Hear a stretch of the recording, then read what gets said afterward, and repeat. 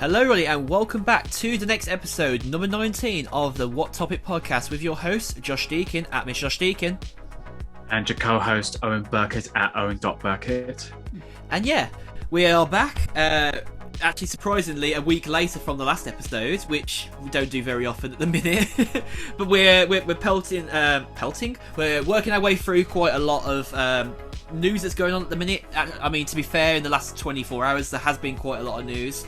Depending on which opinion you have on it, of course, like in terms of how much you get told about the same person, and I'll just go straight into it. But for those of you who really do live under a large stone and don't come out very often, which is probably most people who don't look at the news at the moment, but you can't escape it still anyway, so what's the point of that?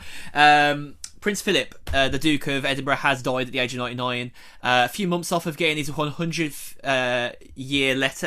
year-old letter from his wife, probably. I imagine she'd be like, "Philip, you're not getting your letter."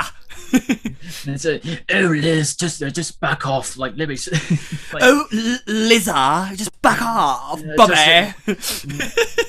But yeah, in all obviously understanding, it is sad that he's gone, but at the same time, we move. I don't think anyone will disagree in the fact that the BBC have completely thrown all caution to the wind and just completely drove it into the mud at this point. So they've just kept on beating it down. And my friend John of the podcast as well, actually, who came on last a few weeks ago, and he was saying to me that they'd only just stopped doing footage about and talking about him until 1 a.m. this morning, and then this morning from 10 till 2 they did a special BBC News report. I'm like, give up, stop talking about it. It's getting too much.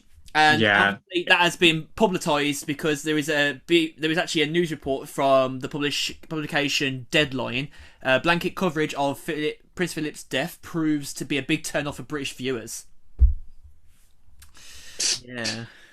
Yeah, that kind of speaks volumes a little bit. So, I mean, the only thing that I would say is that the only person I do genuinely feel sorry for is obviously Queen Elizabeth, because those two have spent almost 70 odd years together, and and they genuinely did truly love each other.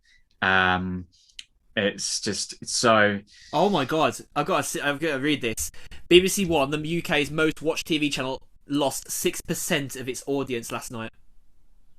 That's a lot. Sister channel BBC Two, which simulcasted the BBC News channel for a good chunk of the evening, was down 65%. Well, again, it just goes to show that if you're just going to put all day on about a guy that we've been knowing for almost most of our lives, then. This is good. Channel 4 did, however, largely stick to its planned schedule in the evening and was rewarded with the highest rated show of the day on a single channel in the shape of Studio Lambert's Gogglebox, which was watched by nearly 4.2 million viewers. Well done, Channel 4. You get an award from us. Yeah, no. That is how you do TV, ladies and gentlemen. BBC, you're muddied. ITV, you're muddied. Yeah, I just don't know what it's like. I mean, I can understand that you do a couple hours or whatever, but it's just we understand how much of an impact that he's made, with the military and obviously with the monarchy and everything else. But yeah, I just there's a lot to be said about him, both positive and a negative, and oh my god! So this is the bit that this is the biggest shock. Sorry to butt in again. If you watched on April 2nd on BBC Two between 7 and 9 o'clock, there was nearly 1 million people watching. Yesterday night, not even more than literally just a little bit over 250,000 was watching. Channel 4, on the other hand, on the 2nd, only had 1.77 million people watching between 7 and 9 p.m. On the 9th, obviously that was yesterday, because we were recording on the Saturday, just so you guys are aware, so obviously this is coming out on the 11th. They only had not even less than 12,000 people watching, I think, something like that. 1.77 was the previous week. 1.62, so that's actually about 120,000, I think, isn't it? Something like that. give or take. But that just shows you that Channel 4 actually did all right, given the fact that like this was all going on, so people weren't completely glued to the Beeb and everything else. ITV, they had the worst suffering. ITV on the 2nd had 3.39 million. They only had 1.34 million yesterday. That's scary. That's when you know your TV networks have made a royal fuck up. Royal fuck up, if you pardon the pun. Yeah, but the thing about the whole thing is, you know, for someone like me that doesn't really watch a lot of TV and only sticks with the streaming services, or just, you know, watch put something like a Blu-ray or a game or whatever, or, you know, go on YouTube. This doesn't really, you know, bother me at all. It doesn't bother me either. But however, I do realize that if somebody told me, like, if I say, you know, what's on the BBC, and somebody said, it's all day going to be about Prince Philip, I'll be like, oh really? And then I just wouldn't even bother. So it just puts me off from tuning in. You know, like, it's just, so I just don't know why. I mean, you would expect something like, you know, a royal wedding, for example, but not about, you know, a man who. Oh, this is the bit that I think this is very different, that people don't know about. So there was currently a TV show running at the time when this announced. Paramedics on scene, went dark on the screen, and a black and white text card came on screen saying "news report."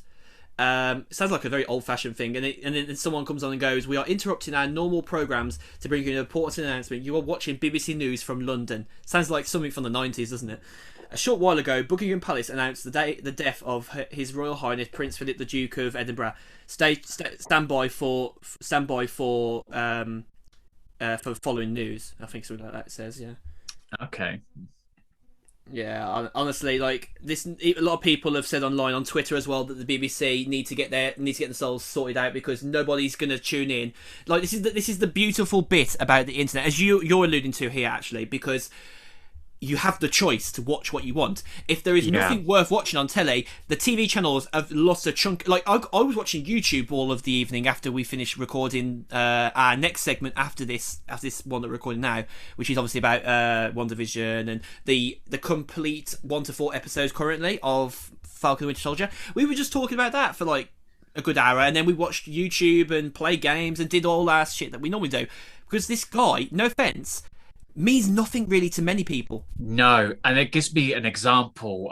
So back in 2000, when I was living in America and going to school, I was like just rumbling in my locker, like getting my books and stuff for, you know, whatever subject I was going to go to, and just people kept going up to me saying, "I'm so sorry for your loss," and I kind of went, whoa, who are you talking about? Like, you know, what's happened? Like, something happened to my family and all that. And I just basically gave them a look going, who are you talking about? And they went, well, you know. I'm like, no, I don't know. And they went, the Queen Mother. And I kind of went, oh. Like, it don't mean that much to me. Thanks. You know, thank you. The difference between most British people, the majority of British people, not the people who walk around Windsor when is on with their flags and their memorabilia and bollocks that they wear, and they have the crockery shit, and the Americans, they eat it up, don't they? They want a monarchy. Let's be honest. They really kind of they treat it like we know them personally, when we obviously don't. Oh yeah, I see Lizzie down the street in Aldi every week. Oh yeah, I write a postcard to, you know, Prince William like every other Sunday or whatever. Oh yeah, me and Harry, we go out for drinks when I'm in America. Yeah, we're best of mates. But yeah, no, it's just ridiculous. It's just like, you know, I know certain countries do love their monarchies. I think. Oh yeah, it's like, the patriotism is very big in quite a lot of countries, like Denmark, I believe. Yeah, or like most of the Scandinavian Scandinavian countries, definitely. They've got a lot of royalship and a lot of TV shows. It's like I think for the most part we don't hate them as much as we don't poke fun of them, but we don't really love them at the same time. It's just kind of like, oh, they're there. You know, and I mean, obviously, it's not a subject that we're going to get into today, but there is a lot of a lot of things that he's done have been very, very racist, controversial, and controversial, but among many things. But like, that's not what we want to get into today, because we could be here talking for ages about that. We don't want to be like the BBC, just talk nothing about this one guy. It's like, he doesn't deserve that much airtime. He doesn't deserve it. Like, I mean, don't get me wrong, the things that he has done pretty good, like, the Duke of Edinburgh Award. I know many people who've done really well out of having that as part of their CV for their life ahead. No one's discrediting that, but just because you do good doesn't mean it gets the bad, removes the bad at the end of the same. Yeah. I mean, you can't redeem everything. He was a very traditionalist sort of person, and he just pretty much kept that throughout his entire life. He stuck his neck out quite a lot. And, he didn't hold his temper. He didn't hold his, his filter. He was very like, I mean, obviously we'll move on shortly, but basically it was even to the point where he had that car accident a few years ago. Oh yeah. Did he apologize? Like, fuck, he did. Like, I think those people. I think those two ladies I think it was two ladies in the car. Well, yeah, they got really hurt. Yeah, and they wanted to get an apology, and they did get an apology, but it was from someone else but Phillip. So and I bet they're probably saying they're probably setting off fireworks, going "fuck it, he's gone." I mean, like I said, I do feel sympathy for Queen Elizabeth, because obviously that was her husband. I understand this. I understand the the loss in the family, but the thing is, we've lost over 150,000 people to COVID.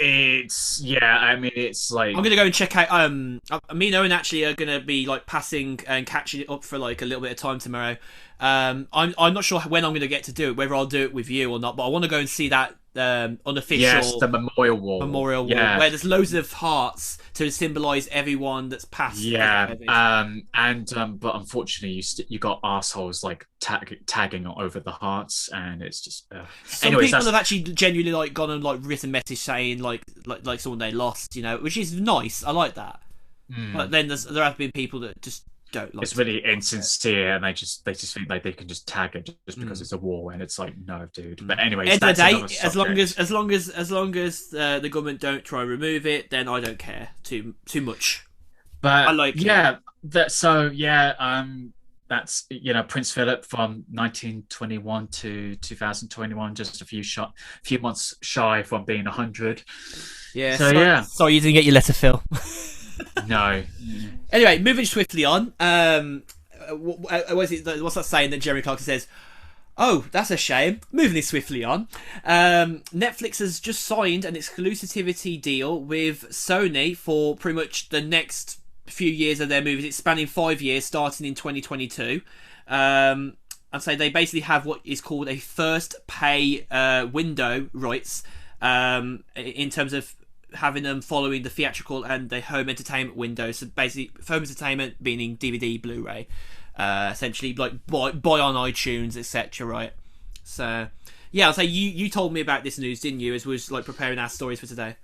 Yeah, so I follow a few movie news accounts on Instagram, and it just kind of like just caught a bit of a surprise, because obviously it seems to be that nowadays like streaming services are like kind of competing each other to like who could get the most content out of everyone else. And the fact that Netflix has made a deal with Sony, and then it also made a deal with the producers writer director Ryan Johnson with Knives Out to make 2 sequels. Liongate, which that was going to happen anyways, because I think pretty much as soon as it got nominated for an Oscar and a BAFTA for its screenplay, then I mean, honestly, Daniel Craig, like his part in that is brilliant. He plays a Southerner, right? He's a Southern. He's a Southern version of Poirot. Yes. I like Poirot. Poirot is really good. And even Ryan Johnson said that it was sort of very similar to that style of crime. I wonder, like, if I digged it more into the backstory of like how he got into the role and everything. I imagine that he did a lot of like studying of the accent to get it right. Yeah, I mean, I just love seeing Daniel Craig just tackling like anything else but that apart from being James Bond. I mean, it's a very comedic. I think they called it a comedic film because it was technically quite funny. It was as well. And it is a crime sort of mystery caper sort of thing, and Yeah. it does have a bit of levity or at least some sense of humor into it. And I absolutely love the film. I do like Rian Johnson as a filmmaker. I mean, I enjoyed The Last Jedi that he did with Star Wars, which I know that's quite of a controversial opinion, but anyways, so the fact that he's actually got a deal with Netflix to make 2 sequels after that with Daniel Craig just brilliant. It's cool, yeah, because I was kind of hoping, many over 10 years ago that Daniel Craig worked with David Fincher on The Girl with the Dragon Tattoo, which I really enjoyed. So I was hoping they would do. He was really good in that. So I was hoping they would do the next 2 adaptations of the girl who played with fire and the girl who kicked the hornet's nest, but it took too long to develop, so they kind of just moved on. It's funny. It's funny how that took too long to develop, but yet Avatar still hasn't released its second film yet. Well, the fact that they're actually filming it—that's the only difference. And they did technically make a sequel to Fincher's Dragon Tattoo, and it was the girl with the spider's web with Claire Foy, which was a bit. It looked. I mean, production-wise, it very good. Production-wise, like it did look good. I'm a fan of the director, but yeah, it just didn't work. Like it just for me, it just made me walk away going. It's actually quite ironic. Going back to Knives Out, he actually got Daniel Craig got paid more money to do the role, to play the role of obviously the detective in Blanc, in Knives Out than Bond. That's really strange because obviously I thought he got paid a lot of money to do. Did you read about that? Did you read about the other day because when the news came out about the deal that was signed with Knives Out? I don't know whether the director came out and talked about it or Daniel Craig talked about it. Yeah, I don't know. It's honestly, it's quite ironic, really, because like you wonder which performance he put more into to get the more out of. Well, either way, I think even when he does the James Bond roles, I think he's still putting his 100% on. Oh no, what I mean is like how much he's putting in for how much he's getting in return. Essentially, he's what is it? He's putting in to get out, essentially, like return and input. Yeah. Well, although to be honest, like I'm glad that he's got another franchise to kind of. I don't want to say franchise, but it's another series of films that he's going to be invested in. He's going to be cutting his teeth into more, but obviously because his last film as James Bond is No Time to Die, which is actually finally coming out this year. So at least he's got that to look forward to, which I'm so excited for. It's funny how we've been still talking about 007, the same movie, since we started this podcast, and it'll be. When did we start this podcast? I think like just at the start. It was around about August or September. So by the time we hopefully will see it, it's been a whole year that we started the podcast. But yeah, going back to the exclusivity deal, obviously it's going to include an upcoming franchise game, which is going to be made into a movie, the Uncharted series. It's going to be interesting. Yes, yeah. Like, so, I mean, I'm kind of a bit mixed. I'm not too sure about the casting of Tom Holland and Mark Wahlberg as Nathan Drake and Sully, but I'm willing to give it a chance. Like, I think Mark Wahlberg has the look that works. Potentially, I don't know. Then again, I wouldn't say like I wouldn't have put it in the role of someone like Jason Statham or someone like what's his name? I Will Find You, I'll Kill You. What's his name? Liam Neeson. Liam Neeson. It wouldn't. Not even Liam Neeson. Like he needs to be around his 30s and 40s. Essentially, that's what Nathan Drake's look is like, about 30 to 40. Yeah, I mean, it's more kind of like they actually, funny enough, did a fan film with Nathan Fillion, and he was perfect as the role. But yeah. But then like I said, I'm willing to give it a shot. But like the one I'm actually looking forward to, which it's got nothing to do with Netflix, but it's another video game adaptation, but it's becoming a mini series, I think, or an actual series, which is The Last of Us, which is developed by HBO and PlayStation Studios, which we joked about a little bit, didn't? Well, I say like, it's funny how it's called PlayStation Studios, considering it's not a video game. Yeah, that they're making an actual TV show. Although saying that, There's also Resident Evil is coming out with a show soon as well on Netflix. They're coming out, yeah. They're coming out with an animated series, and then they've also just rebooted a live action movie series. So that's going to be Resident Evil: Welcome to Raccoon City, Something like that, yeah. And that's going to be. I know that they're going to also focus on Albert Wesker's storyline, like his children as well. I think. I don't know about that, but they are going to. I think that might be the animated series. That's going to be mixing Resident Evil 1 and 2 together. So it's going to be starting with the Spencer Mansion, and then it will lead to the zombie invasion in Raccoon City. So yeah, I mean, when did this get announced? The Resident Evil Welcome to Raccoon City, because I must have missed this. Well, like I said, I follow a few Instagram news stories. So it was announced last October, so maybe I did just miss it. But I did hear about them doing a remake movie, and they've already cast all of the actors for it already. Oh, I'm not sure about the guy that's going to be playing Albert Wesker. I don't know if that's the same guy that was Albert Wesker in... Actually, no, it wasn't. It wasn't, no. So it's still going to be the same companies that did the original movie. So, like, it's very odd, actually. You know, they're not going to be doing Alice either. They're actually going to be following the storyline of the video games now, it seems. So, I mean, they've got Leon S. Kennedy, they've got Ada Wong, Chris Redfield, Albert Wesker, Jill Valentine, Claire Redfield as well. Yeah, I mean, it's the companies that did it before, Constantine Film and Screen Gems, which I believe are still Sony-owned companies, I believe. Yeah, I think so. I haven't heard from Constantine Films in such a while, actually. So Screen Gems, no. Okay, yeah, they are Sony, yeah. Yeah, they are. It doesn't seem to say they're Sony, but it says they're a division of, and then it goes off the screen, and I'm imagining that's going to be Sony. I think Constantine Film actually, yes, Constantine isn't actually Sony though. They're a German film production company. Interesting. Yeah, I mean they've always been behind all the Resident Evil movies, Constantine Film, since the start. I think Sony got a bit of a bigger appearance in the movies in the last 3 of them.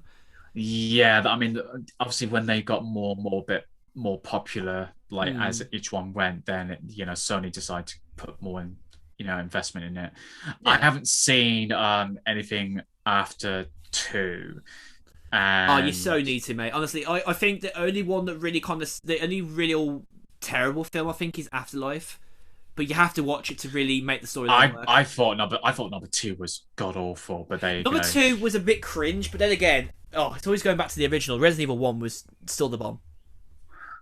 I mean, it's Paul W. underrated. Sanderson is one of those filmmakers where, like, you get what his intentions are, but he's just not that talented of a filmmaker. I mean, he's done like Mortal Kombat, Alien vs Predator, Death Race, the remake. And... It does look like though this new Resident Evil Welcome to Raccoon City might be quite good because it's directed by Johannes Roberts, and it's also written by Roberts and Greg Russo as well. And we've seen obviously stuff that both the Russo brothers have done in the last few years. That's been pretty good. I mean, the cast looks pretty decent. I mean, they got like actors to play Claire Redfield, Chris Redfield, Jill Valentine, William Birkin, Albert Wesker, Leon S. Kennedy, Chief Brian Irons, Ada Wong, Brad Vickers, just a number of people, and the Birkins, the Birkins, like Annette Birkin, Sherry Birkin, and I'm presuming Richard Birkin, the one that turns into a the G virus, the G virus in Resident Evil 2, the big eye, the big one, but I think, where are they filming it? Ontario, Canada. Thought so, because it's cheap. Good old Canada, cheap. When you want to make it cheap. Yeah. You know what though? I don't hate on that, because like if I'm being honest, a lot of movies and TV shows have been recorded out of Georgia a lot. Yeah, I mean that's most of the Marvel stuff, and then you got like Vancouver, which a lot of the sort of DC shows, so there's the CW one. Well, we know that Marvel and the Falcon and the Winter Soldier, a lot of that was actually filmed in Georgia, I think. Yeah, it was Atlanta, Georgia, and then anything that's in Europe that was in Slovakia, I think, Mm. Or Czech Republic, one I of the like the two. fact though that for a mini series they've actually gone abroad. It's brilliant. Yeah, I mean, you could tell most of it's probably on a soundstage or whatever. So, Yeah, but true, true. I mean, obviously, without going into that too much, obviously, I do think that, like, if you're looking at as an overall compassing of things, I love it when productions put more money into going abroad with what they do. It's brilliant. yeah. So it's just, like obviously going back to what we're talking about, I think it's just cool that, streaming services are taking advantage of the current situation and just having more deals. I mean, obviously it might be annoying to some people because they want to just keep watching at one platform, then having multiple platforms to watch and other bits. But I mean, Netflix has been the king of it because that's been one of the few that was the one that kind of started it all, really. And then obviously Mm. Amazon wanted some of that, so they made Prime, and then obviously Disney eventually grew and grew, and then they made their services, and then you got Paramount Plus, and I'm Mm. presuming Universal's got their own thing, and you got Hulu in America, I mean, you look at it and this way: with Disney Plus finally like making the deal of buying Hotstar and basically forming it into Star on the Disney Plus network, I guess you could say. It opened up the door for Fox's content to come in, and that meant finally, for the first time in God knows how fucking long, we got an easy place to go and find Family Guy and American Dad and Cleveland Show and Bob's Burgers and countless other TV shows that like you just wouldn't find unless you had XYZ services. yeah, I mean, unless you had like VPN Express or anything of those sort of Yeah, like Surfshark or extensions, ExpressVPN, yeah. or something like that, so you can go on other countries And to. even then, like if you wanted to use other streaming services in America, you had to have a zip code, which doesn't help either. No, but I mean, I'm kind of lucky enough because I still remember the zip code when I was living in Ah, America, so I could go like, I could put this number in, and but then they have to go, you oh, have to tell me so, it later.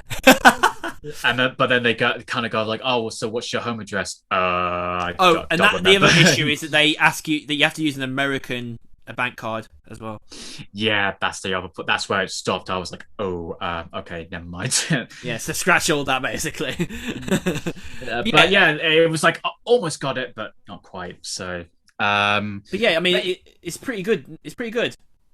yeah, I mean, like I said, I'm excited to see what's going to be made available. I mean, like I said, right now it's still a bit uncertain when cinemas around the world is going to be able to open at full capacity or at least at some capacity to be successful. So to put it on streaming services is kind of a bit of a no-brainer until the meantime Hmm. that I mean, I still think it's a bit of a mixed bag with Warner Brothers making it like simultaneously releasing in cinemas and then put it on HBO Max, and it's the same with Disney Plus, where they're releasing their films simultaneously. Well, except for Raya and the Last Dragon, that's a VIP exclusive, but with something like Black Widow, that's doing it in cinemas Oh and then yeah. also Disney Plus. So it's kind of like, but then I do appreciate that we got the award season movies like Nomadland and The Sound of Metal and Young Promising Woman that they're going to be released on Star, on Disney Plus, Amazon Prime, and Sky Cinema, respectively. Oh, brilliant. So so I think it's because it's just kind of cool. Like in the meantime, at least they're going to be more accessible than they Hmm. would be in the cinemas. Because I would happily watch those in cinemas, like paying £5 a ticket. Whereas now, like Judas and the Black Messiah, and even Godzilla versus Kong, are about 15.99 to rent at the moment. So it's kind of like, Yikes. I We don't definitely know. had a worse deal as things got on. Yeah, I think the best way to kind of like end this sort of segment that we're with all this stuff that we're talking about is the fact that like one thing that I think is quite random, but makes sense because of the way that streaming license deals happen. Disney Plus announced at the start of the month that new shows and like what was coming up for the month essentially on their account, and one they announced was they goes, oh, Grey's Anatomy season 16 is now going to be available from the X date on in April on all of the platform, basically all of the the countries that have Disney Plus on Star, and but then I looked onto what used to be known as Now TV is now just called Now. I looked on there, and they're now uploading they're not uploading, but like they're basically premiering every Wednesday on Sky Witness, and on Now every Wednesday you can get a new episode of season 17. So there's this problem now where streaming services are essentially a series behind another company that's got access to it as well. And if you see that and like think that makes sense, it does make sense, but I also think it's very frustrating for anyone who doesn't want to have X streaming services. Like that's just causing friction. Like, you just have it on Disney Plus or don't. It's simple as that. Yeah, I mean, and the other problem is like it all adds up. So it's like you're paying $4.99 for one service, and then you're still paying another $4.99 for another service, and then you have to. It's just, it kind of goes like, well, how much would I be willing to invest? And I mean, just look at Disney Plus. Like, they was charging $4.99. They're now charging, I believe, $6.99 now. I didn't have to pay for that, because I had the year deal, and they basically gave people who had the year deal when they first started the chance to have it for the same price again. So thanks very much, Disney. I really appreciate it. Honestly, I think that's like brilliant. Like, that's really good way to keep your people on board.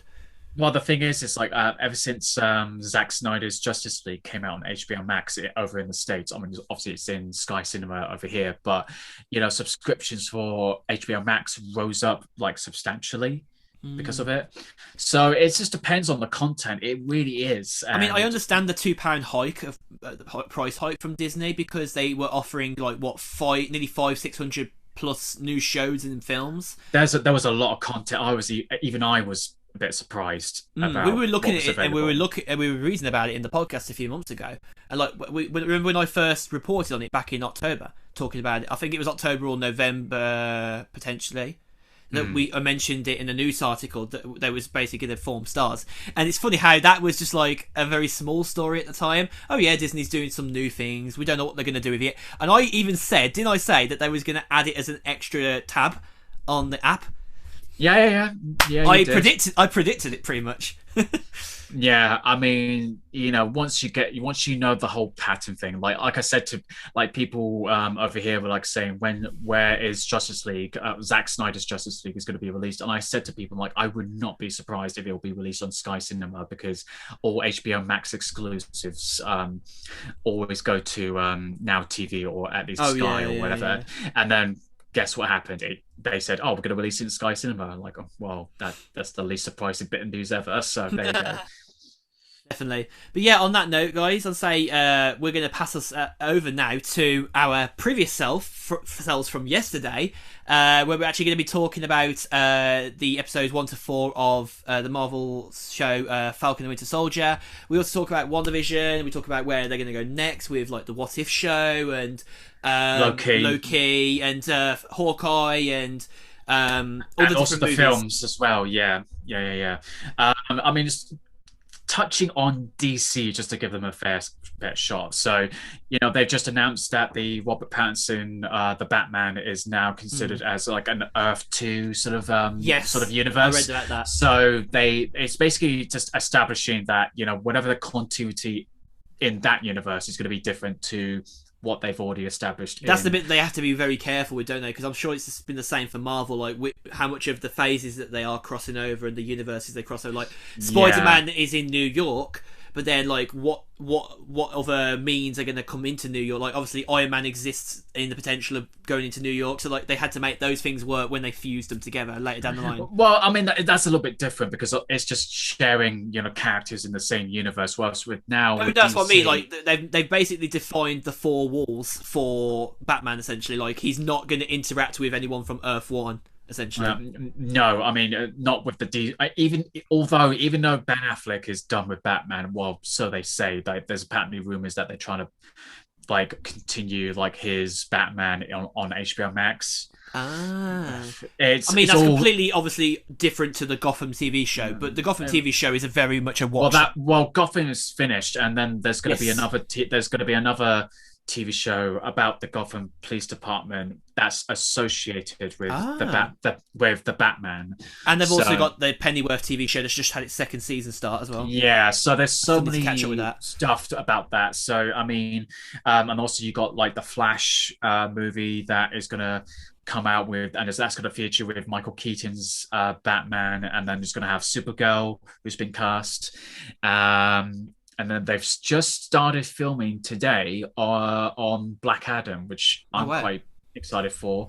Yeah, and so DC seems to be doing well, and obviously, you know, we'll be getting a Wonder Woman 3 soon, and then we're going to be getting. There's talks about Henry Cavill returning as Superman for a Man of Steel sequel. But yeah, obviously nothing of with the Batman because or Ben Affleck's Batman because well he's done. So yeah. I mean, also we got the Suicide Squad coming out this year, so that's the only DC film that's actually new. I mean, obviously Zack Snyder's Justice League was a completely different beast compared to the 2017 version, but that's, you know, it's still technically sort of old but new at the same time. So I mean, I guess you can count it being released this year, but yeah, the Suicide Squad this year coming out is I'm so pumped about that. So yeah, so just a bit of touch base on what's happening with the DC universe and what's happening with that. So yeah, was there anything else that you wanted to bring up to touch base on, or? No, I'm pretty much I'm good. I think we can hand over to our previous selves now from yesterday, and do the talk about all the Disney shiz. And yeah, thanks so much for joining us for this part of the podcast, guys. And we'll pass you over to yesterday's selves. Oh well, Friday's selves. So take it on there. Take it on.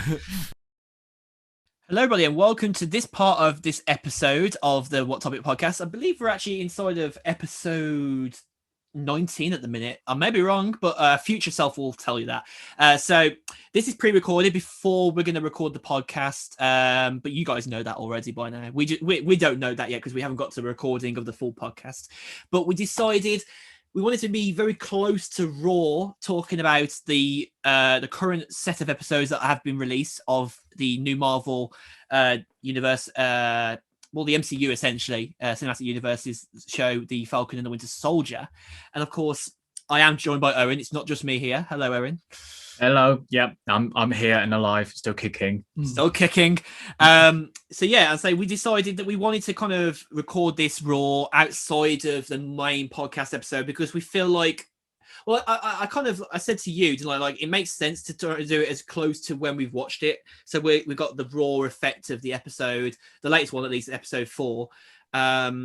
We're not halfway through the series now. Technically, we're one episode closer to the end. So we're the 2 episodes. The finale 2 are on their way in the next 2 weeks. So we kind of just wanted to kind of sum up where we're at with the show, because I feel like now with episode 4, we are kind of like on the sort of destination end path, aren't we now? Yeah, no, we're basically 2 episodes away from like finishing the whole miniseries. So it's interesting where it's going to be going after what we just saw from that episode. Yeah, so pretty mad. I mean, to be fair, if you think about it, 6 episodes for a series, it's almost very similar and reminiscent of like a British TV drama. Like most British TV dramas are like 6 to 7 or 8 episodes. Like the big one that hit off here in the UK, The Bodyguard, I think that was 6 or 7. Yeah, I mean, it was roughly like just a fairly solid few episodes. I mean, 6 episodes. Yeah, I mean, to be fair, they were like all like about roughly an hour each episode. Yeah, so you're essentially getting, you know, level of I bet you could say on the sort of Game of Thrones sort of level of like production. Like we kind of like I think even with Game of Thrones already coming and going in the last, you know, X amount of years it's been going in the 8 series it's been doing, but we still, like, for want of a better word, marvel at the stuff that people do, that you know, is done on TV. I guess the biggest difference probably between the TV shows that are coming out on Disney Plus right now, such as WandaVision and obviously the one we're talking about now, the Falcon Winter Soldier, is that Game of Thrones was also on traditional TV through HBO in America and obviously available here through Sky Atlantic in the UK. And I think HBO's other property channels in other countries as well. So you could argue that it is a bit different because it's all online only. Yeah, no, it seems to be going in that direction where, you know, it's all going to be online with, you know, with Sky Atlantic / Now TV over here, and then HBO Max over, you know, in the stateside. And then you've got obviously with, you know, the Netflix series and Amazon Prime series. It's just like there's so many to kind of choose from that, you know, they normally do an episode like about between 30 minutes to an hour. So it's all depending like on the content that they got a story to tell.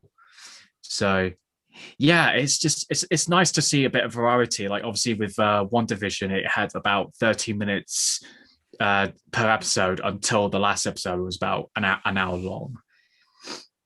And so the fact that we're getting some meaty content, and I think 6 episodes is actually a good enough length, because it's not like I said previously, it's not like the Netflix / MCU series that with Daredevil, Jessica Jones, Iron Fist, Luke Cage, and everyone else, where there were like 13 episodes, and even then I thought, you know, that was getting a bit too much, because it just felt like they got a solid ending and beginning, and the filler episodes are like, it's all right, unless you're Iron Fist, and every single episode is just dog shit. But there you go. Yeah, I didn't bother with Iron Fist. A lot of people told me it weren't worth watching.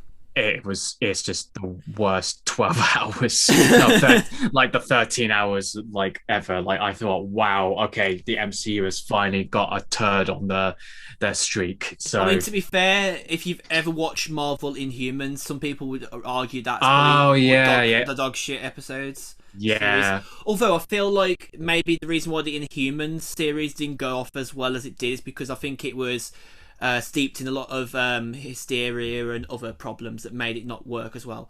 On the other hand, though, the Hulu series, The Runaways, that was good. I enjoyed The Runaways. Right. A very, you know, kind of further away kind of thing from the main Marvel universe. But then you also, on the flip side, have the Amazon show Cloak and Dagger, which I'm still yet to watch series 2 of. But series 1 was fantastic because, like, this is the one thing that I think a lot of these big TV shows and the movies also have in common, is that Roxxon is always in the background. Like, you forget about Roxxon in a way, because they're almost like referenced that much that like they just become part of the cement and like the building blocks of every TV show on you know, the whole of the MC universe and in Marvel's general kind of scope as a whole entity. I mean, you could probably like argue that like the comics have been doing it for that much longer anyway, which makes sense. But then you look at something like Hydra. Hydra has been the bigger, like, look at me, on the big showboat kind of entity of all of the Marvel universe. Even WandaVision, they referenced Hydra as well.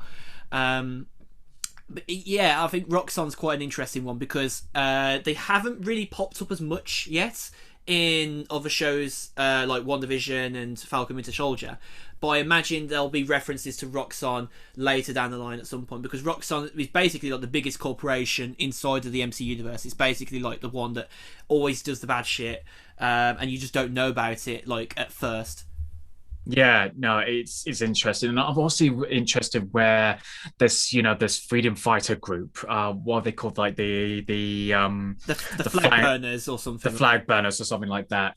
I'm interested where that's going to be going. So, but, I mean, the inspirational chat that I forget the name of the girl. What's the name? I know the actress is Emily Erin Kellyman. Yeah. But I'm trying to find the character's name. Just about to get it. Carly, that's it. Carly, that's it. Yeah, I had a feeling it was beginning with a C. Yeah, she honestly, I think she's a very good actor. That Emily, is it Emily? You say right? Emily. Yeah. Erin. Erin, sorry. Yeah, butchering names today. Erin, she's a really good actress. She is. I really like the fact that her character is very dynamic in her expressions, and obviously she's very good at doing those expressions. Like there's no word about it. Like you can see the different stages of like where she's at with Sam when Sam's talking to her, and oh my god, like we knew it was coming.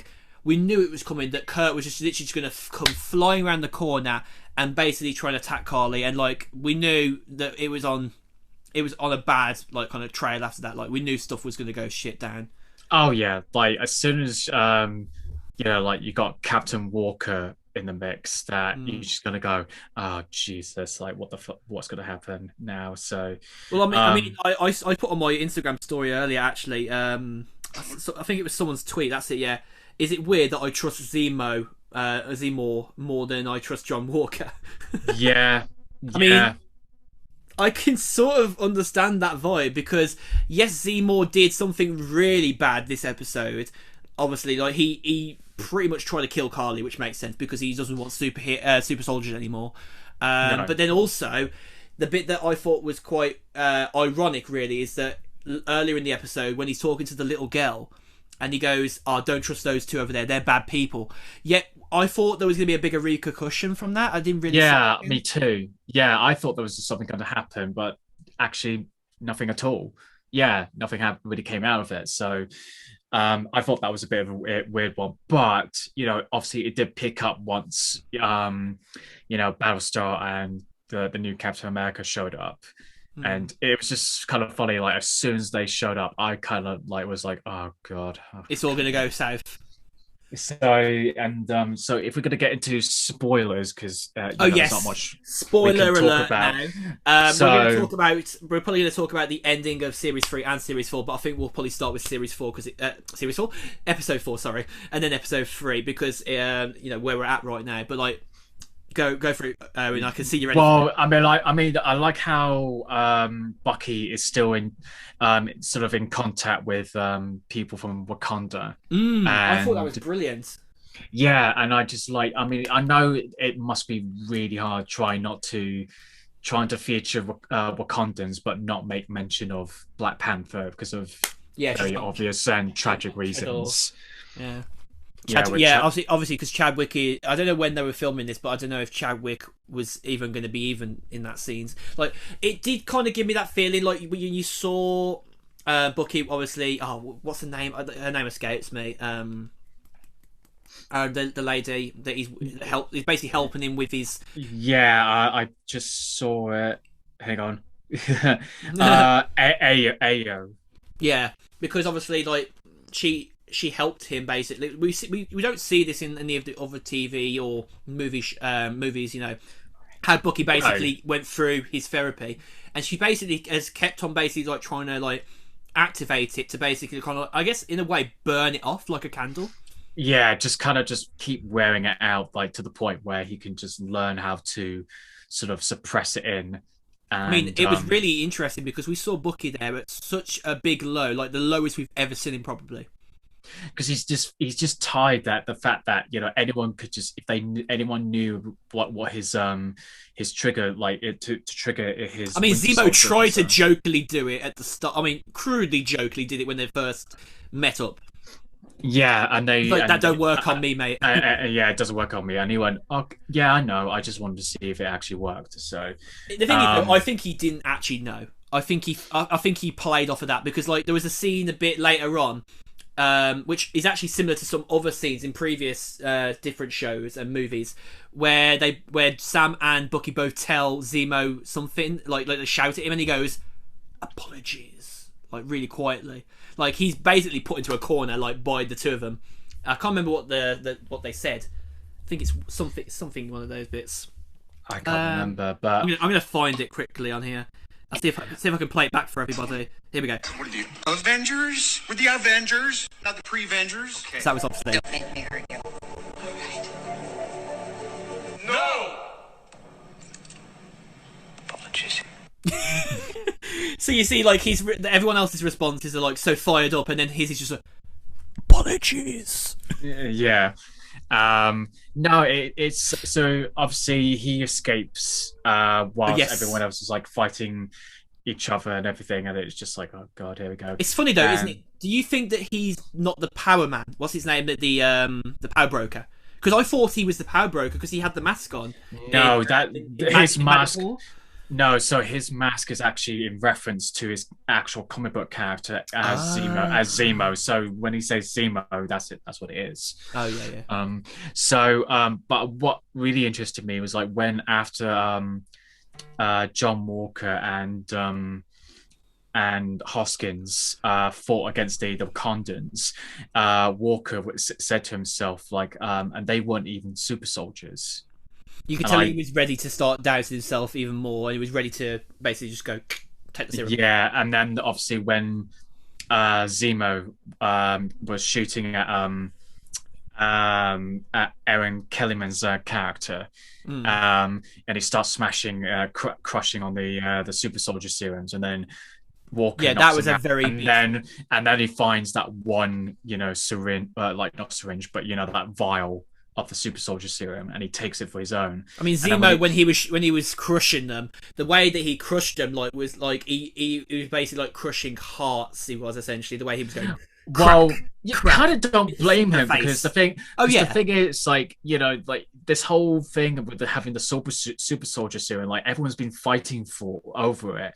So his way is basically saying like, well, the only way to stop it is to actually just stop it entirely. Oh gosh, yeah.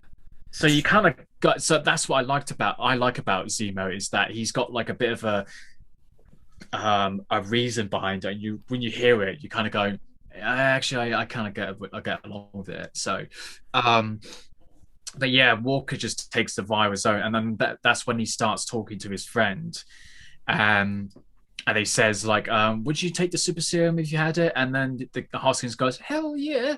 And I think obviously that was like kind of the, for him to just go, right, I'm gonna take the serum, and just for my own uses.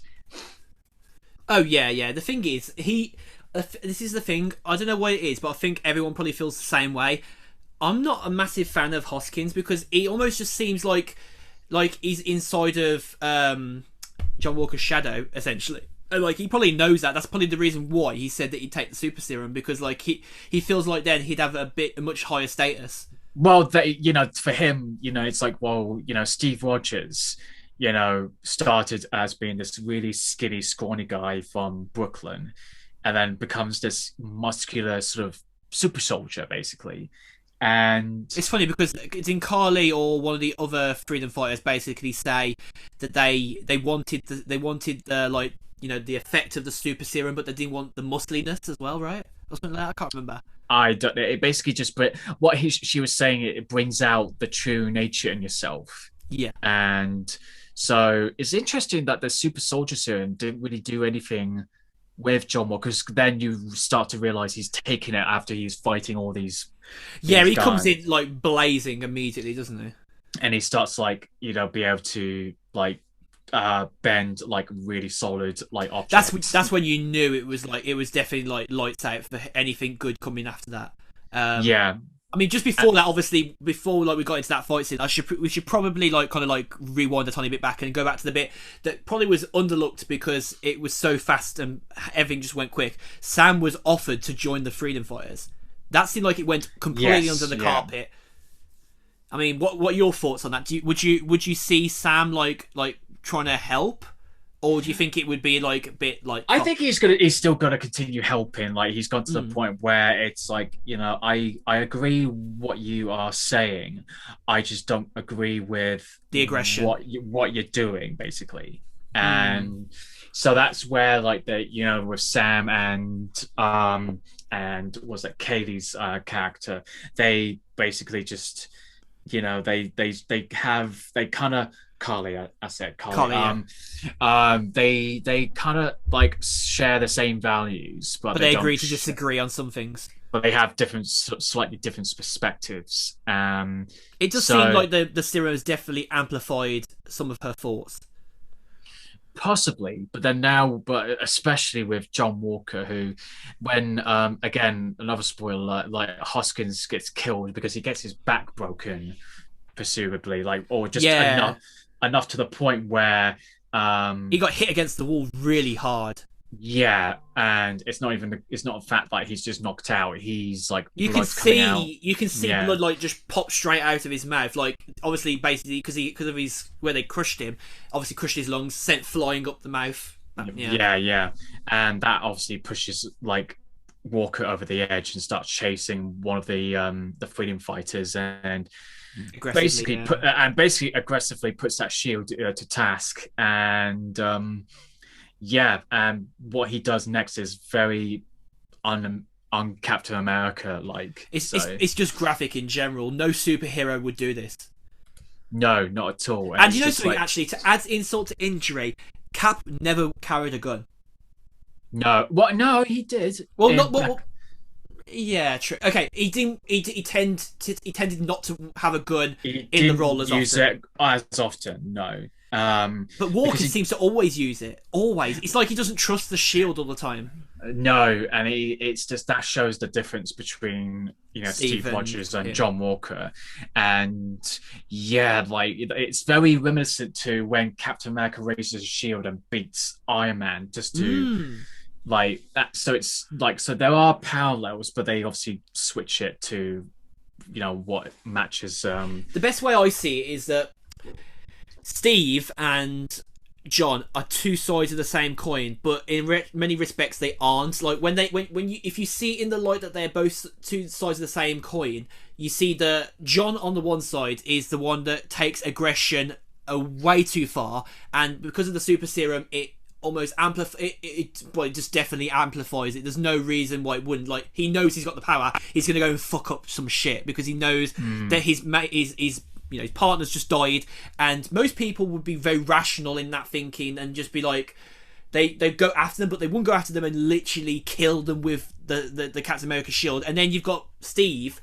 who always wants to de-escalate things. He never wants, like obviously, like in probably the most least favourite one, obviously Age of Ultron, Avengers movie, obviously he's constantly trying to de-escalate the situation because he doesn't want the Sokovian Accords, because the Sokovian Accords are going to cause a lot more restrictions on what they do when they know it's all right. And like, it's because they get caught in the wrong place, the wrong time. Obviously Scarlet Witch, obviously she set off that massive amount of power, and it hit that building and killed loads of people, and obviously that's what basically started the Accords thing happening, and obviously the big civil war in the next film. Yeah, well, I mean, that's the thing. It's even when Steve lost Bucky Barnes back in the first Captain America film, like he felt like really bad about it, but he would just keep it level-headed. Like, he keep it level-headed and made sure like he'll get the people just so that they can get as much information from them as they can, rather than just outright killing them. Well, the thing is, he could have broken down and like forgot about the mission at that point, but no, like he knew what he was doing at that point. Obviously, they got the professor. They did, didn't they? Like they stopped him getting away. They got is it Zelo or Zylo? Zemo. No, the professor guy with the glasses. What's his name? It's beginning with Z, isn't it? Oh god. We're going back way there. So yeah. It is, if I find the actor, Dr. Abraham Erskine. Erskine, that's it. I think Erskine. Yeah. But you're talking about the guy Erskine. who got. Oh no, you're talking about the guy who got. Is it Zelo? Is that Zello? It's Dr. Arnim Zola. Zolo, that's it. Zola, yeah, because he is obviously like the bedrock of a lot of Hydra basically infiltrating. Well, that was sort of the shield. twist in Winter Soldier, that fact that he obviously got captured by the Allies, and then he was brought in to basically create Shield. But whilst he was under Shield, he was re-emerging Hydra during that time. And then if you watch Agents of S.H.I.E.L.D. later on into, I think, series 4 or 5, you do get to see some of the heads of Hydra that like are running Hydra at the time there. Basically, like, you see the previous times where like Peggy basically caught them, and basically he was put into jail. But then later in the future, when he's very old, he's let out by two S.H.I.E.L.D. agents, but obviously they literally go into his ear, "Hail Hydra," essentially, or Hell Hydra, like that. And in that instance, there's an Inhuman that like can live forever, and like she basically has like her life sucked away, and like allows him to get younger again. So that makes a bit more sense for when you watch it like that. But like, watch Agents of S.H.I.E.L.D. People, honestly, it's such an underrated TV show. And I think it's the very first proper example of what was to come with shows like Falcon and the Winter Soldier, because they just knew the right energies to channel. But it did go on a bit in some places, I must be honest. Well, I didn't really watch. I probably watched a few episodes here and there, but I didn't really follow it. And honestly, give it the light of day. I mean, the last series is brilliant, because if you've watched have you watched Agent Carter at all? No, not at all. Watch Agent Carter, because that's such an underrated show as well. Like, this is the thing. Like, some people who aren't hardcore MCU, TV show watchers will know of these TV shows that have already come out previously. I mean, Agent Carter, one of the best bits about Agent Carter is that they really dig into a lot of the older Hydra stuff. And like it gives you a sense of the timeline, the way it was after Steve disappeared. Because obviously Penny was like going through a lot of heartache. She was going through a lot of change, because obviously before S.H.I.E.L.D. was properly known as S.H.I.E.L.D., it was still, the Strategic Homeland Security Center. Like, it was just known as that. It weren't known as S.H.I.E.L.D. at that time. And she's obviously, one of the forerunners of basically S.H.I.E.L.D. becoming S.H.I.E.L.D., making it all happen. So you do get a nice like kind of like throwback at that. Yeah, and I mean, I've seen the one shot films that were made. Like, there was the Item 47 or whatever it was, and there was a Peggy Carter one shot, which was pretty cool. And then there was another one where it was sort of after Iron Man 3. I think they're technically meant to be like sort of like almost like testing the water, essentially, aren't they? Well, they were just kind of like filling in the blanks, as it were. And in essential fact, they're like a pilot for a show that might not still happen, essentially. Yeah. Because Agent Carter one must have done pretty well to get her own show.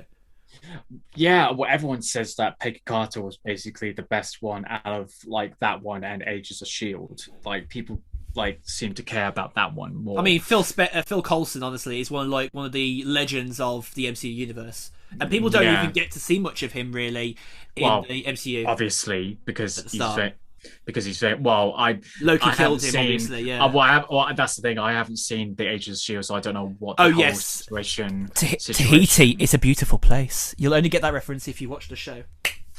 So, but Tahiti's actually mentioned throughout other Marvel shows. So, like Roxxon, it gets a mention elsewhere as well. So it's one of the best bits about Marvel shows and stuff. You need to watch the most of the shows to really kind of piece together all the different crossover Easter eggs and stuff.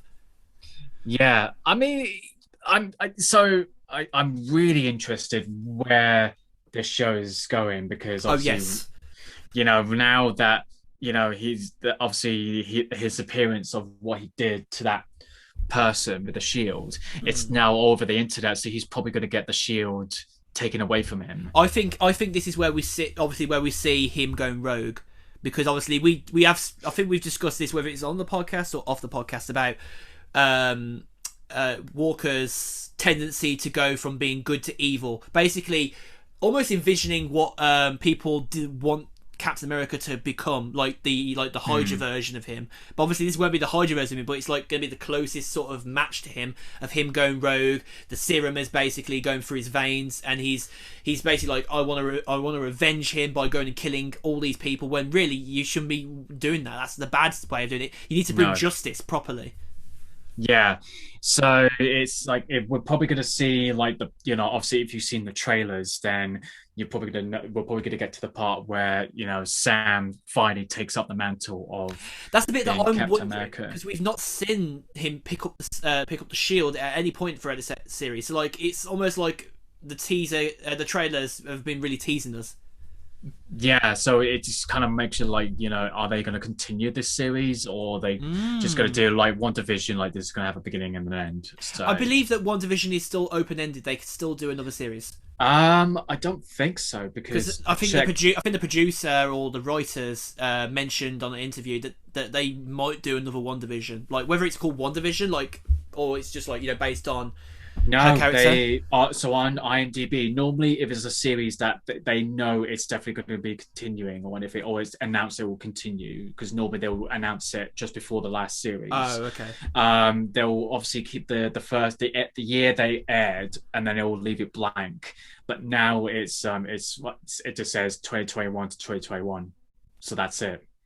There's no more WandaVision. I mean, I'd definitely go and check interviews that they did with the directors and the writers and producers. They might continue it, but it's just they're probably going to do it in a different series. It's funny because Cloak and Dagger actually was speculated to not be getting a second series, and IMDb actually said the year to the year, and that was it. But then they announced they were doing a second series, even though it had a cliffhanger anyway at the end of the series. Right. Like, there was speculation.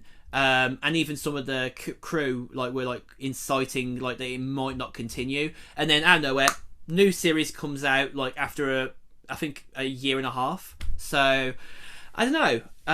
One thing that I guess is to be aware of all these MCU shot TV shows.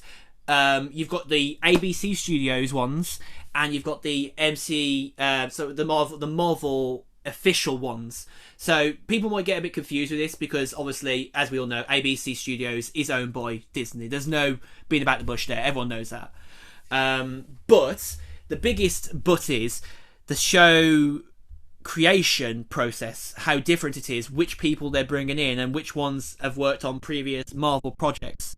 And I without looking at the facts right now and putting a light on every detail, a lot of the people that have been working on the different Marvel shows, from Jessica Jones all the way up to Agent Peggy Carter, the Marvel Agents of S.H.I.E.L.D. series, one could argue that those shows were great, but in their own reasons. But those reasons weren't valid enough for them to really kind of have a full all round kind of appreciation when it comes to now the new Marvel Cinematic Universe ones that are being run under the Disney Plus umbrella as well, and officially given the Marvel title screen its full studio's capacity like a movie. Yeah, it's just interesting where all these series are going to go in different platforms. I mean, there's still talks of bringing Daredevil and all those MCU / Netflix characters back into Disney Plus. Okay. I mean, they definitely did that with. Technically, they already own Hulu, so this was made complete sense. But Agents of S.H.I.E.L.D. was obviously on the telly, and it was on Netflix. It's still on Netflix in America, I believe, but it's now obviously the full series is now launched on Disney Plus. But then you've got Runaways, which was a Hulu show. So obviously they've brought that in now, but I know that in America you could get Hulu and ESPN as a bundle alongside Disney Plus as a subscriber. It's a similar thing to Disney Plus Hotstar, it's known as in India, where you can get some other bundled Hindi content as well. So Disney Plus have got a different array of things on different continents at the minute. But one thing's for certain, the way that they decided to do a lot of ESPN content and Hulu content is just bundle it all in one in the UK, because for many years it was speculated that Hulu was going to launch in the UK, but obviously somewhere along the lines a few years ago, when Disney obviously I think they acquired or they bought Hulu, I can't remember, they basically became part of the whole future plan for Disney Plus. So in America, Hulu existed, UK didn't exist, so it made logical sense for them to just go like that, as opposed to link here. They've just fused it. I think Hulu's actually probably going to close at some point as well. Possibly, but you just have to see how it goes. But speaking of MCU content that's coming out soon, there was a new trailer that came out for Loki. Oh, that looked good. Yeah, it showed a bit more of what is to expect. How would you explain it so far? So right now, so the Loki that escaped in the end of the first Avengers in Avengers Endgame. Try saying that 10 times fast. Okay. But so basically, that variant of Loki has been caught. Because he escaped when he wasn't supposed to be, that has basically Oh, he's caused broken time. he's broken the timeline, as it were, and has caused a bit of a paradox. So he's brought into the Time Variance Authority, which is partially led by Owen Wilson. Oh wow! He's brought Owen in, Wilson, yeah. yeah, Owen Wilson. Like that's why I went, oh wow, like Oh wow! Would you look at that? and yeah, it looks really like the fact that that he's going to multiverses like just to try to fix his shit up. It looks And we've got great, that but charm that Tom Hiddleston brings to the role.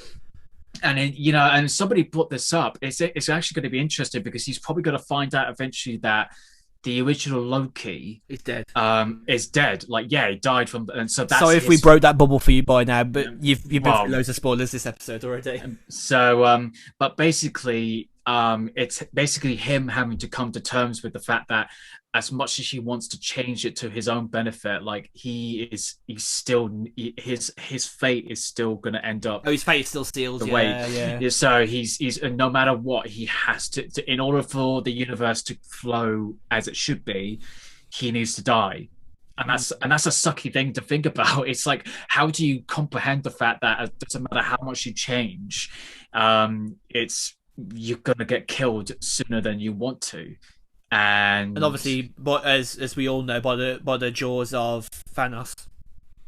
so yeah, and so it's going to be interesting how it's going to deal with themes about about time and fate, and like what's the point of making your own destiny if it's already been made for you. And Yeah. the more I thought about it, I'm like, you know what? Actually, I'm actually digging it because when it first came out, I was like, oh, really? Like, come on. But It does seem a bit niche. Like as far as like comparisons, maybe you could compare Loki's series because it seems like it's not going to be very open ended. It's going to be like literally just a voice of passage story showing what happens to him after that scene and where his fate is sealed. And then you look at something like Rogue One where it's literally like a few seconds.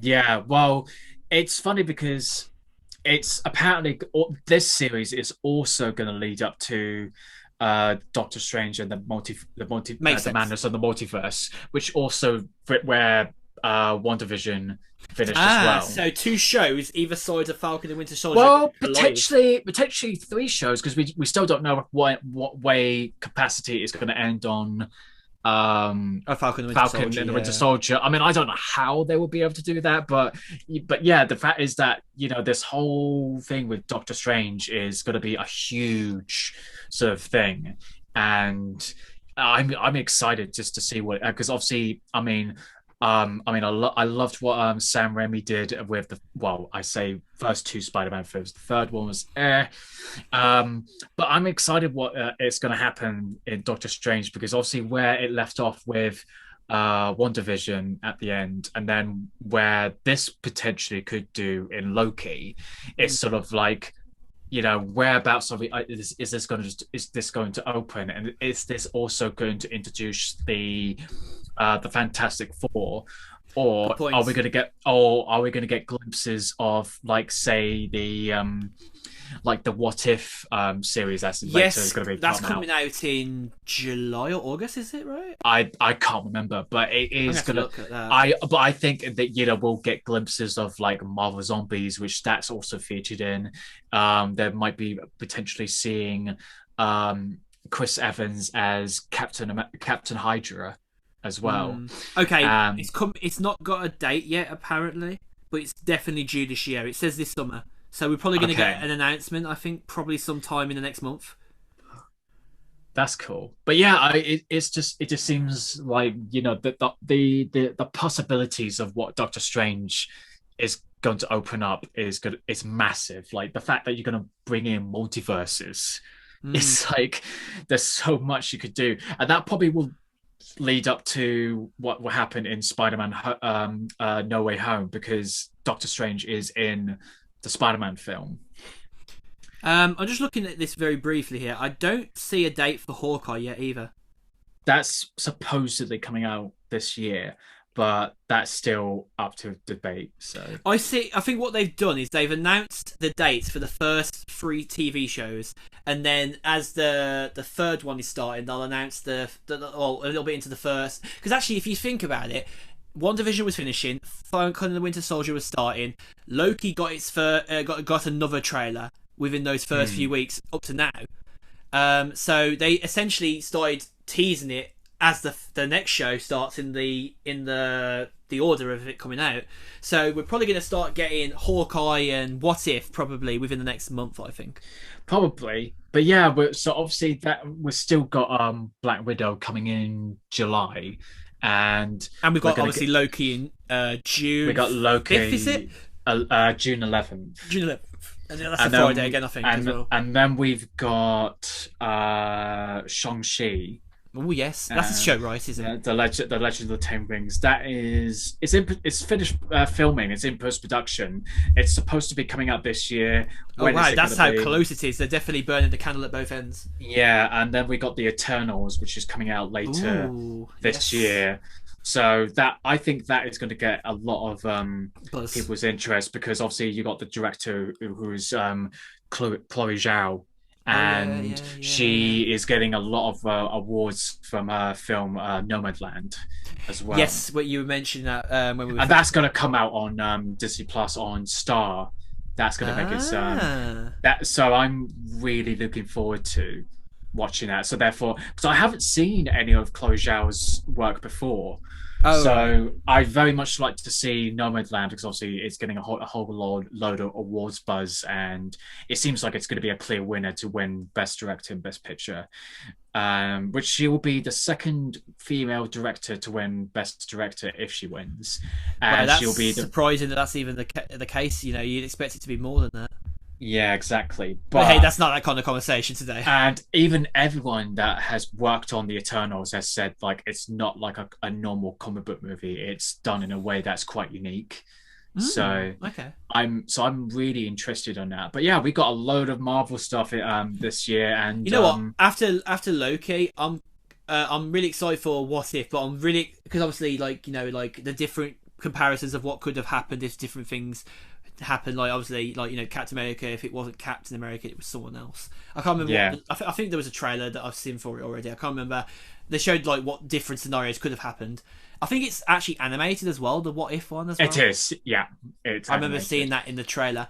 What was the Hawkeye? I say I'm looking forward to Hawkeye because Jeremy Renner's character has definitely had a lot of undershadowing for many of the movies. Well, he's experienced the whole trauma along with everybody else. Like that scene in the beginning of Endgame where he's having a picnic with his family, and then they just disappear. Yeah.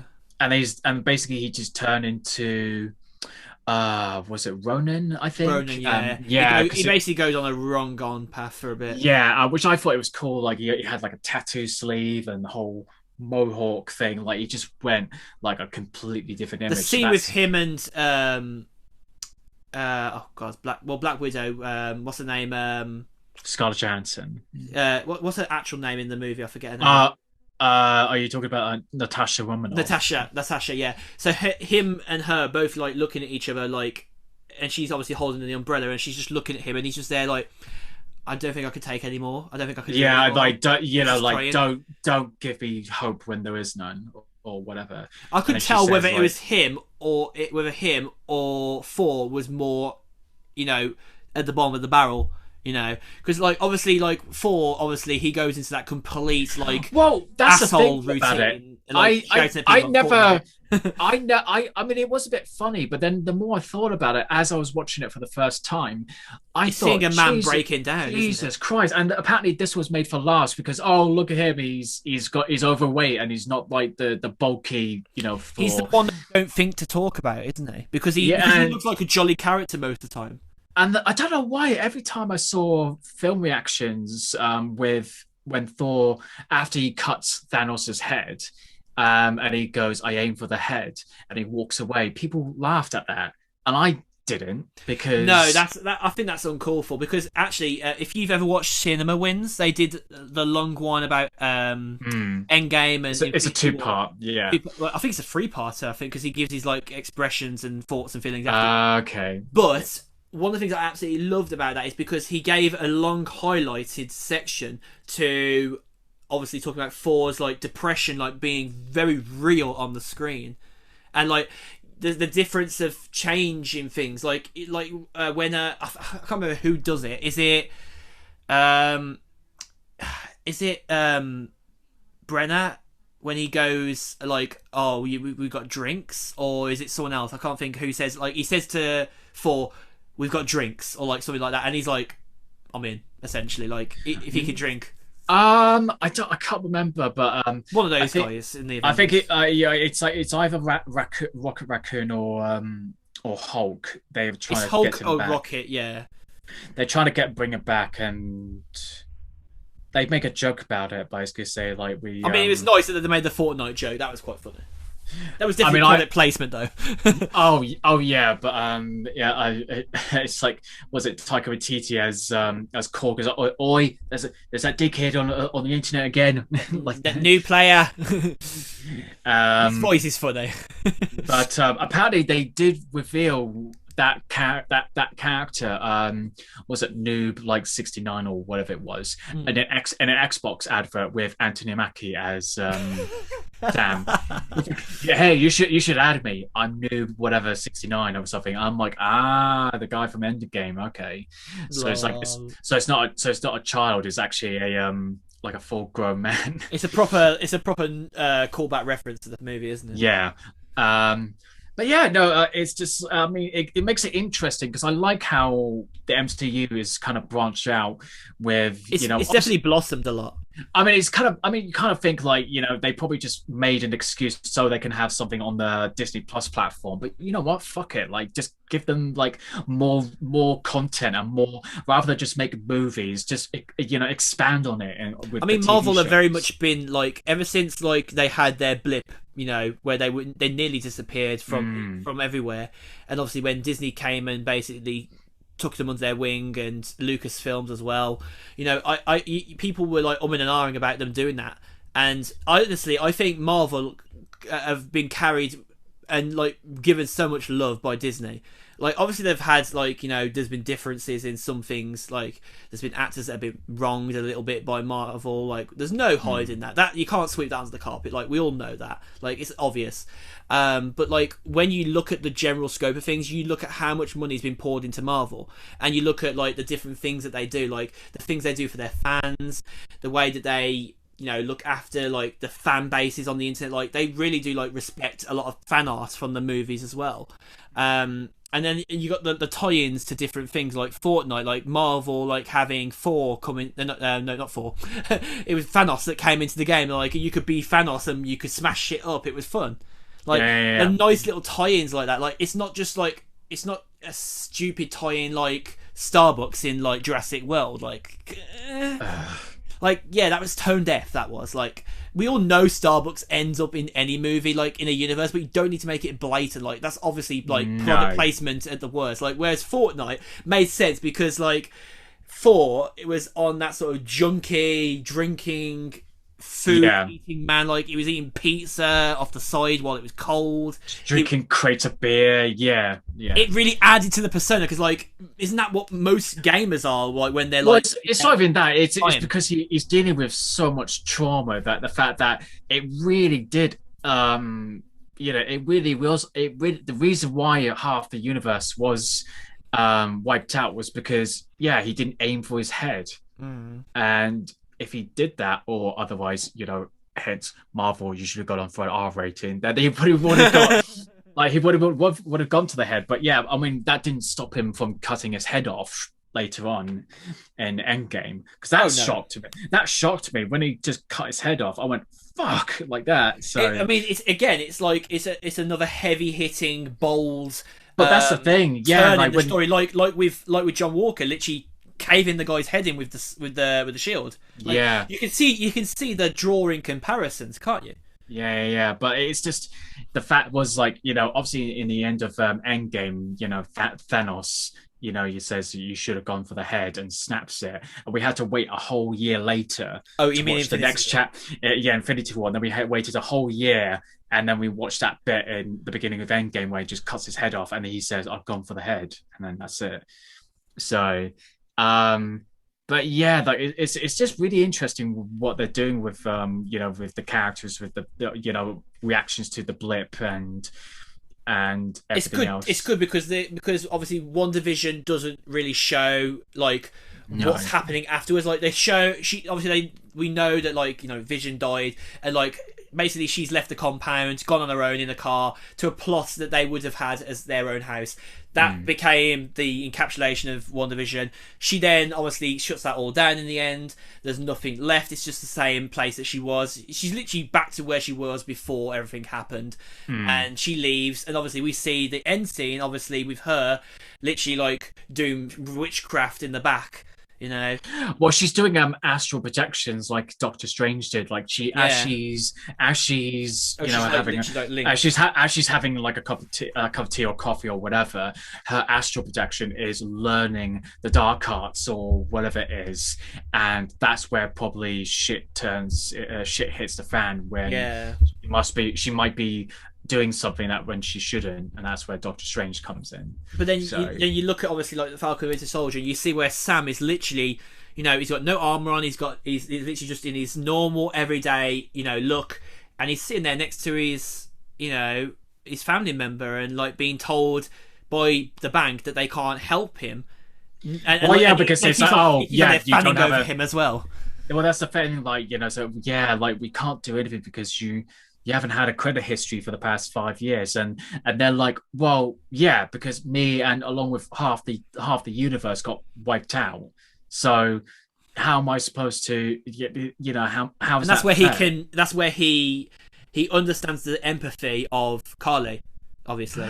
Yeah, well, that's the thing. Like they're like saying, "Don't you Avengers get paid for this type of thing?" And he goes, "Well, it's more like they give us accommodation and food and stuff, and we do it for good, to do it for goodwill and all that. We don't do it for the money. So it's like they get paid like for thumbs ups, good job, like that. They get given the most basic salary you could probably get. It's probably like we can provide you a house and this and that, everything's paid for, but apart from that you have to figure out yourself. It's like, wow, that's a bit for shitty. It just makes it out like going, wow, being an Avenger kind of sucks. Like, oh yeah. Essentially, though, to do good deeds, that's where it comes from. But when you think long and hard about it, it's that's where you ask the questions. You kind of like, well, don't you get paid for it? And you kind of go, no. You're like, it does hit that heavy question home that like we never really get to ask, and like it's one of the reasons why I really like this series as a whole, is because I think and this might sound, I don't know, like some people might see differently this, but I think this show talks more to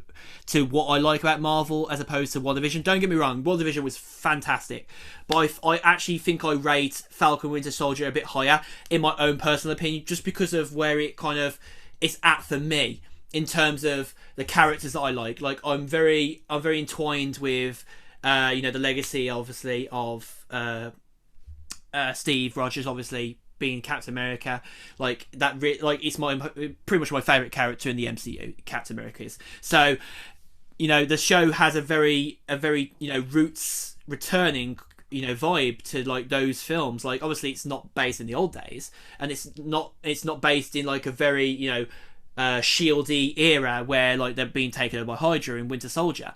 But then you don't have all of the Civil War crap going on either. Like it's actually on a more like, obviously the first episode starts off quite bold. It starts with Sam obviously going and taking down these terrorists. And I mean, we don't really see too much of that afterwards. I don't know what really goes on from that. I think that's more isolated at the start, not just to kind of cement the start of the show. But obviously when Sam's talking with his colleague from the US Army about these these red-handed people, the organization, like that's where the story really takes hold, and that's where we see, you know, Carly coming into the show. We see her, everyone who's with her as well. We start hearing about the, you know, the power. I forgot his name now. The power. What's he called? Power broker. Power broker. Obviously, we did see the power broker knock down Sam's contact in the US Army. Obviously, while he went out to like try and like take video of them to kind of understand them. And obviously, the difference between those people and Carly's people, it's that's where the power broker's gonna like come in the next 2 episodes, I'm sure, and basically try and end Carly, while also John Walker's trying to end Carly. It's just gonna be like somebody's got like the same, you know. They've got their own agendas, but they all end in the same way. Just one is going to end up differently to the other. It's like when you get to an end of a crossroads, you go left, you go right, or you just plow straight down the middle, you know, kind of thing. Yeah, kind of. And it does make you think that the power broker. This might be a bit far-fetched, but I feel like the John Walker's going to seek out the power broker because he knows about it. He probably knows about him from talks with Sam and Bucky, I think.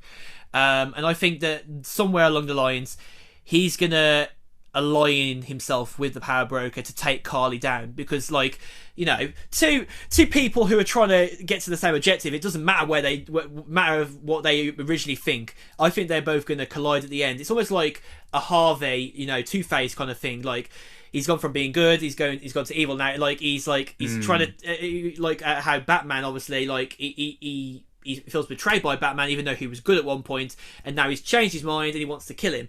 And it's the same sort of vibe with John Walker. Like, he knows he wants to take down Carly no matter what now. He doesn't care. He doesn't care about giving her justice. He just wants to kill her now, I bet.